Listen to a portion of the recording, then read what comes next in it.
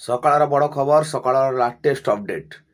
ଯାହା ପୂର୍ବାନୁମାନ କରାଯାଇଥିଲା କି କାକିନାଡ଼ା, ଆନ୍ଧ୍ରପ୍ରଦେଶର କାକିନାଡ଼ାରେ ହିଁ ଲ୍ୟାଣ୍ଡଫଲ୍ ହେବ ବାତ୍ୟା ମୋନ୍ତା, କିନ୍ତୁ ତାର ଠିକ୍ କିଛି ପୂର୍ବ ଅର୍ଥାତ୍ 24 କିମି ପଛକୁ ଅମଲାପୁରମରେ ହିଁ କାଲି ଲ୍ୟାଣ୍ଡଫଲ୍ କରିଛି, ଯାହା ବିଶେଷ ସୂତ୍ରରୁ ପ୍ରକାଶ।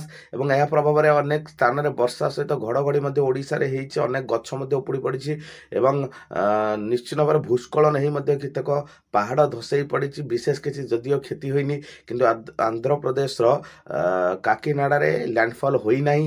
ତାର କିଛି ପଛରେ ଅର୍ଥାତ୍ 24 କିମି ପଛରେ ଅମଲାପୁରମରେ ହିଁ ଲ୍ୟାଣ୍ଡଫଲ୍ ଘଟିଛି।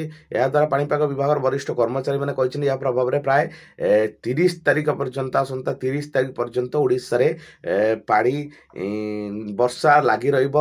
ଅନେକ ସ୍ଥାନରେ ଘଡ଼ଘଡ଼ି ବର୍ଷା ମଧ୍ୟ ଲାଗି ରହିବ, ଯାହା ବିଶେଷ ସୂଚନା ଆସୁଛି।